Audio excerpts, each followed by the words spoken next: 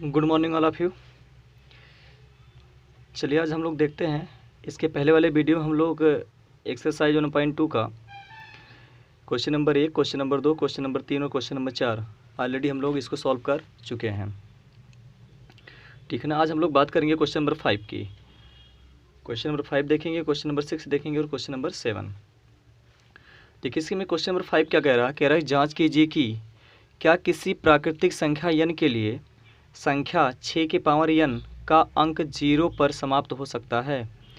देखो एक बार मैं क्वेश्चन को रिपीट कर रहा हूँ। कह रहा है जांच कीजिए कि क्या किसी प्राकृतिक संख्या n के लिए संख्या 6 के पावर n का अंक 0 पर समाप्त हो सकता है। 6 के पावर n का अंक 0 पर समाप्त हो सकता है, ये हमें चेक करना है। तो पहली बात कुछ चीज़ें मैं आपको समझाता हूँ। देखिए 0 पे अंक समाप्त होने का मतलब क्या होता है कि इसका इकाई अंक क्या 0 आ सकता है। तो पहली बात कुछ चीज़ें हम लोग समझ लेते हैं यहाँ। देखिए किसी भी संख्या का इकाई अंक कब 0 आएगा, मैं आपको एक एग्जांपल देता हूँ। जैसे 10 है, ये 10 का इकाई अंक देखिए यहाँ पे 0 है, ये इसका दहाई अंक है 1 और ये इकाई अंक है 0 आया है। तो ये किस कंडीशन में 0 आया होगा, देखो जब इसको हम किस रूप में लिख सकते हैं 2 गुणे 5। मैं एक एग्जांपल और लेता हूँ। देखो ये 20, अच्छा 20 को क्या लिखा जा सकता है, देखो 4 पंचे 20 होता है, या इसको क्या लिख सकते हैं 2 गुणे 2 गुणे 5, 2 दूना 4 पंचे 20, इसके इकाई अंक में 0। मैं एक एग्जांपल और लेता हूँ आपके सामने। जैसे मैं 30 लेता हूँ। अब देखो 30 को क्या लिख सकते हैं 6 पंचे 30 या 2 गुणे 3 गुणे 5, इसका भी इकाई अंक देखिए 0 आया है। अच्छा ये एक विशेष कंडीशन पे आ रहा है। कंडीशन क्या बन रही है 0 आने का, देखिए सभी में एक जोड़ा आपको मिल रहा 2 गुणे 5, मतलब एक जोड़ा तो आपको मिलेगा ही मिलेगा। जिस भी संख्या के अंक में 0 आएगा उसकी विशेष पहचान ये होती है कि उसका जब आप गुणनखंड करते हैं, फैक्टराइजेशन करते हैं, तो कम से कम एक जोड़ा 2 गुणे 5 के रूप में मिलेगा। अगर ऐसा मिलता है तो उसके इकाई अंक का जो मान आएगा, जो इकाई अंक होगा वो 0 होगा। देखो इस केस में भी आप देख लो, एक जोड़ा तो मिला है 2 पंचे 10, इसलिए यहाँ पे 0 आया हुआ है। ये इसमें भी आप देख लो 2 पंचे 10, इसलिए 0 आया। अब 40 की अगर हम लोग बात कर लें तो 40 में भी ये कंडीशन बनेगी, एक जोड़ा तो 2 और 5 मिलेगा ही। देखो 2 क्या हो जाएगा, 2 दूनाई 4, 4 दूनाई 8 और 8 पंचे क्या होता है 40। अब देखिए एक जोड़ा 2 और 5 का मिला, इसलिए इसके इकाई अंक क्या आया 0 आया। इसका मतलब किसी भी संख्या के अगर इकाई अंक में 0 आएगा तो उसके लिए कंडीशन क्या है कि कम से कम उस संख्या का जब हम क्या करें गुणनखंडन करें तो उसमें से एक जोड़ा 2 गुणे 5 के रूप में आना चाहिए। अगर ऐसा आएगा तो हम बोल देंगे उसका इकाई अंक क्या होगा 0 पर समाप्त होता है। अगर ऐसा कंडीशन नहीं आएगा तो हम क्या कह देंगे कि इसका इकाई अंक 0 पे समाप्त नहीं होता है। ठीक है ना। अब देखो इसमें चेक हमें क्या करना है, कह रहा है चेक कीजिए कि 6 के पावर n का अंक क्या 0 पर समाप्त हो सकता है। तो मैं 6 की अगर बात करूं, देखो क्या लिखा हुआ 6 पावर n, क्या लिखा गया ये 6 के पावर n, इसको हमें चेक करना है। ठीक है ना। अब देखिए 6 का अभी n से तो कोई मतलब नहीं, ये तो घात में है। हम लोग 6 का क्या कर लें, सिंपली गुणनखंडन कर लें। तो देखो 6 का गुणनखंड आप करोगे तो क्या लिखोगे, सीधी सी बात, इसे आप 2 से डिवाइड कर दोगे तो कितना होगा 2 तिहाई 6। अब ये 3 से खुद कटेगा तो आप इसे क्या लिखोगे 3 एकम 3। तो यहाँ 6 बराबर आपने क्या लिखा, इसका गुणनखंड जो आए, इसके अभाज्य गुणनखंडन क्या है 2 और 3 आया, ये 2 गुणे 3। अच्छा देखो अगर इसकी घात हम लोग चढ़ा दें तो क्या लिखेंगे 6 के पावर n, या इसके क्या लिख सकते हो 2 गुणे 3 के पावर, देखिए ये घात में n था इसलिए n आ जाएगा।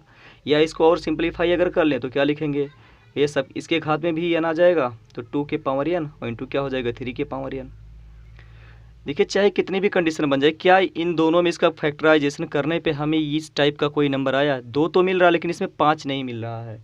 अगर 5 नहीं मिल रहा तो हम क्या कह सकते हैं कि ये जो 6 के पावर n है, इसका इकाई अंक कभी भी 0 पे समाप्त नहीं हो सकता है, क्योंकि 0 आने के लिए कम से कम एक जोड़ा 2 गुणे 5 का आना ही चाहिए।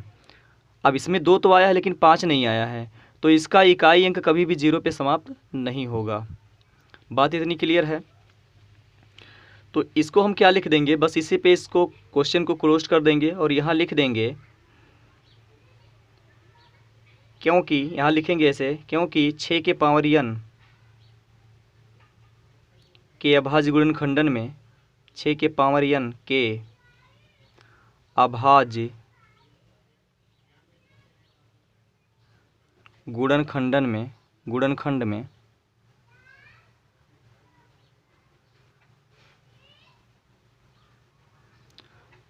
पाँच का कोई पद नहीं है,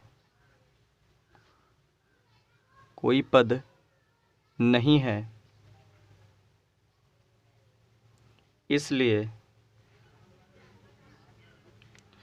6 के पावर n का इकाई अंक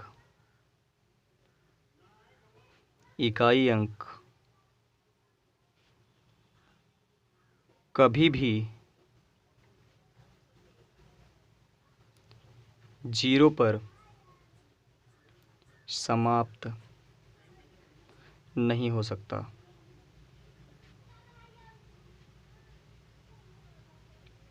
ये क्लियर है? देखिए इकाई अंक 0 आने के लिए कंडीशन बननी चाहिए कि 2 की पावर मतलब 1 2 और 1 5 आना ही चाहिए। कि कोई भी संख्या आप उठा के देख लो। जैसे मैंने 40 की बात की, मैं 50 की बात कर रहा हूँ। देखो 50 के भी यहाँ इकाई अंक में 0 आया। 50 को आप क्या लिखोगे? देखो 2 दूना 4, 50 को क्या लिख सकते हैं? 25 दूना 50 लिखते हैं, मतलब 2 पंचे 10 और 25 50।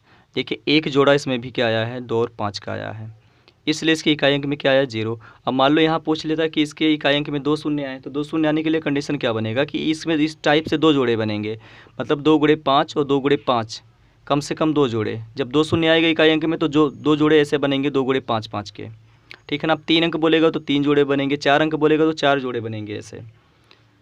क्योंकि इस क्वेश्चन में 6 के पावर n में या 6 का जब हम लोगों ने फैक्टराइजेशन किया तो क्या मिला? देखो ये 6 को लिख सकते हैं 2 गुणे 3, इसमें 5 का पद नहीं है, इसलिए हम क्या बोल सकते हैं कि 6 के पावर n का इकाई अंक कभी भी 0 पे समाप्त नहीं हो सकता है। शायद ये आपको क्लियर हो गया होगा क्वेश्चन। अब हम क्वेश्चन बात करते हैं क्वेश्चन नंबर 6 की। देखिए कह रहा कि व्याख्या कीजिए कि 7 गुणे 11 गुणे 13 प्लस 13 और 7 गुणे 6 गुणे 5 गुणे 4 गुणे 3 गुणे 2 गुणे 1 और प्लस 5 भाज्य संख्याएं हैं। भाज्य संख्याएं क्यों हैं? ये पूछा कि भाज्य संख्याएं क्यों। तो हम लोग भाज्य और अभाज्य संख्याएं पढ़े हैं। भाज्य संख्याएं किसे कहते हैं? वह सभी संख्याएं जो एक और स्वयं से तो कटती ही कटती हैं और भी संख्याओं से कट जाती हैं। मतलब एक और स्वयं से तो कटेंगे, लेकिन कोई दूसरी संख्या भी आकर उनको क्या कर देती है? विभाजित कर देती है, तो उसे हम क्या बोलते हैं? भाज्य संख्याएं कहलाती हैं वो, ठीक है ना। तो इसको हमें चेक करना है कि अगर ये भाज्य संख्या है तो क्यों है। तो देखिए अगर भाज्य संख्याएं होती है तो उनका हम अभाज्य गुणनखंडन ज्ञात कर सकते हैं। जो भाज्य संख्याएं होती है उनका हम अभाज्य गुणनखंडन ज्ञात कर सकते हैं। तो पहले इसका हम क्या करेंगे? चेक करते हैं कि ये भाज्य संख्या है कि नहीं है, ठीक है। क्वेश्चन क्या हमारा दिया था? क्वेश्चन मैं नोट कर लेता हूँ। क्वेश्चन नंबर आपका था ये, क्वेश्चन नंबर 6 का ये हल हो जाएगा। आंसर क्या दिया क्वेश्चन नंबर 6? 7 गुणे 11 गुणे 13 प्लस 13। 7 गुणे 11 गुणे 13 और प्लस 13, ये पहला पार्ट है। और इसमें सेकंड पार्ट क्या दिया है? मैं इसको भी राइट कर लेता हूँ यहाँ। क्या दिया? 7 गुणे 6 गुणे 5 गुणे 4 गुणे 3 गुणे 2 गुणे 1 और प्लस दिया 5। और हमें चेक करना है कि ये भाज्य संख्याएं हैं तो क्यों हैं, ठीक है ना। तो आइए चेक करते हैं। देखिए सबसे पहले इसको सॉल्व करते हैं, पहले वाले पद को, ये जो आपका दिया है इसको सॉल्व करते हैं। तो इसको मैं यहाँ सॉल्व करता हूँ। क्या लिखूँगा? 7 गुणे 11 गुणे 13 प्लस ये 15, ठीक है ना। इसको सॉल्व करते हैं तो देखो बोड़ा मास हम लोग पहले पढ़े हैं, तो क्या लिखेंगे? सबसे पहले संख्याओं का मल्टीप्लाई कर लेते हैं, गुणा कर लेते हैं, उसके बाद बाकी क्रियाएं करते हैं। तो क्या हो जाएगा? 11 सते ये 77, 11 के साथ में गुणा करोगे 77 और गुणे कितना होगा? ये 13 और प्लस ये 13, सॉरी मैंने यहाँ गलत लिख दिया है, तो प्लस ये 13 होगा, ठीक है ना।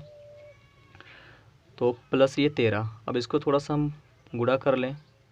77 का गुणा 13 में करेंगे तो कितना आएगा? देखो 13 सते 91, तो 91 के 1 आया, हासिल कितना आ गया? 9। 13 सते 91 और 9 कितना हो गया? 100 हो गया, मतलब ये हो गया 100, 1001 और प्लस क्या हो गया? ये 13। अब 1001 में अगर हम 13 को ऐड करते हैं तो कितना आ जाएगा? 1014। अब इसको ये चेक कर लेते हैं कि क्या इसका अभाज्य गुणनखंडन ज्ञात किया जा सकता है। क्या और भी संख्याओं से कटेगी? ये स्वयं से तो कटेगी ही कटेगी और 1 से भी कटेगी। अगर ये किसी और दूसरी संख्या से विभाजित हो जाती है तो ये भाज्य संख्या है, ठीक है ना। तो ये चेक कर लेते हैं, इसका अभाज्य गुणनखंडन करते हैं तो क्या लिखोगे, देखो 1014, ठीक है ना। ये 2 से डिवाइड हो जाएगा तो क्या लिखोगे, 2 पंचे 10, और ये कितना आ जाएगा, 0 टाइम्स जाएगा तो 507, 7 5 12, 3 से कट जाएगा ये, देखो आप, 3 एकम 3, 2 बचा 20 हो गया, 3 छक 18, 27 हो गया, 3 9 27, 169, 9 6 15 116। अब 3 से नहीं कटेगा, अब 13 से कटेगा ये, तो क्या लिखोगे, ये 13 13 होता है 169, अभी भी 13 से जाएगा तो आप क्या लिखोगे, 13 एकम 13। देखिए तो इसको क्या लिख सकते हैं, 1014 बराबर आपका आ चुका है 2 गुणे 3 गुणे 13 और गुणे 13। अब यहाँ से क्या समझ में आया, मैंने अभी आपको स्टार्टिंग में बताया था कि भाज्य संख्याएं वो संख्याएं होती हैं जिनके अभाज्य गुणनखंडन ज्ञात कर सकते हैं। और भी दूसरा क्या कंडीशन था कि ये जो संख्याएं होती हैं ये तो स्वयं से कट जाती हैं और 1 से कटती हैं और भी संख्याओं से डिवाइड हो जाती हैं। तो 1014 देखो, इसका भाज्य गुणनखंड क्या है, 2, मतलब ये 2 से भी डिवाइड होगा, ठीक है ना। ये 3 से भी डिवाइड हो जाएगा और ये 13 से भी डिवाइड होगा। तो इसलिए हम क्या बोलेंगे कि 1014 एक भाज्य संख्या है, ठीक है ना। या लिख सकते हैं, इसका एक सिंपल रीज़न लिख सकते हैं, क्योंकि 1014 का अभाज्य गुणनखंडन ज्ञात किया जा सकता है, क्योंकि 1014 का अभाज्य गुणनखंड ज्ञात किया जा सकता है, ज्ञात किया जा सकता है।